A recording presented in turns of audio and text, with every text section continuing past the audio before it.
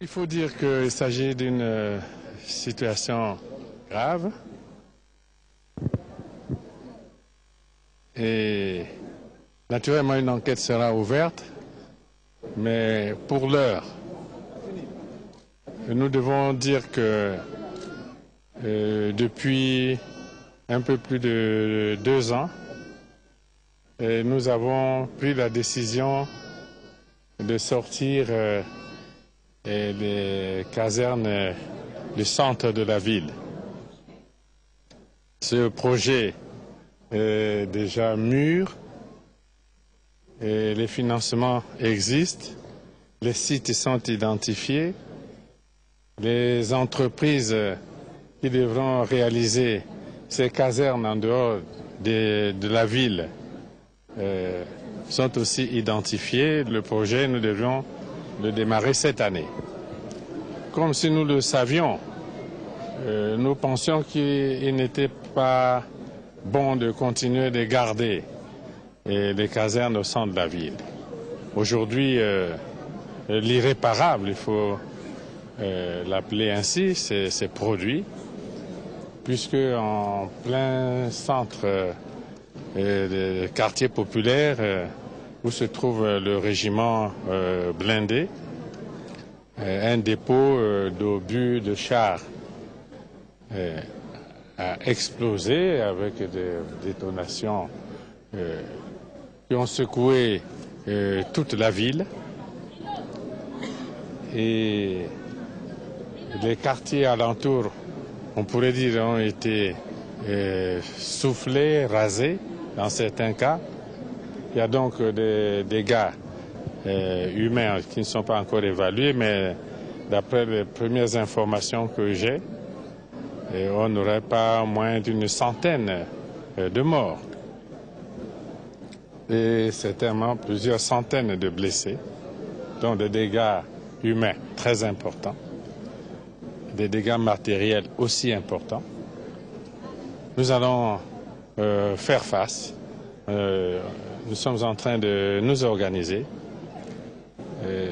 Ce que je dois demander aux populations, c'est de faire preuve de courage et de solidarité. Et le gouvernement est là, mobilisé, et l'ensemble des structures hospitalières aussi, avec les médecins, tout le personnel soignant. Nous avons réquisitionné les pharmacies pour avoir en permanence tous les médicaments et les petits matériels dont nous avons besoin. Et donc nous allons soutenir notre peuple dans la détresse comme nous l'avons toujours fait. Et il est évident qu'il y a de nombreux habitants de ces quartiers qui ont perdu leur maison, qui sont donc sans abri. Le gouvernement va s'organiser pour les abriter comme il se doit. C'est une opération qui est en cours. Mais nous demandons aussi aux autres populations qui ont eu simplement peur et qui ont quitté leur maison, nous demandons à ces populations-là de rejoindre leur maison. Et même là où elles seront, elles pourront toujours bénéficier de l'assistance du gouvernement. Tous les dégâts humains, matériels seront naturellement évalués et le gouvernement prendra en temps opportun les décisions, les justes décisions qui s'imposent. En tous les cas, le gouvernement se placera toujours aux côtés des populations sinistrées pour les soutenir.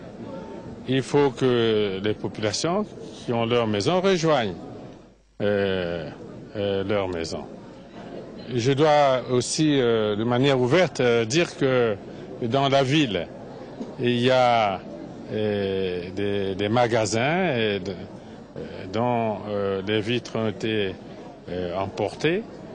Et donc les marchandises un peu partout sont à même la rue. Et j'ai donné des instructions pour que les services de sécurité protègent les quartiers et des magasins et autres installations. J'attire simplement l'attention de quelques déviants qui sont en quête de situations de ce genre pour se livrer à des actions négatives. Je dis que c'est avec la plus grande fermeté et que les services de sécurité traiteront des éventuels cas de ce genre. Mais pour le reste, la situation est sous contrôle. Il s'agit d'un accident qui s'est produit dans un camp avec l'explosion d'un dépôt de munitions. Il s'agit de cela. C'est un problème important, grave. Et je pense que nous allons y faire face avec le soutien de tous nos amis de par le monde. Je sais que nous bénéficierons aussi de ce soutien-là.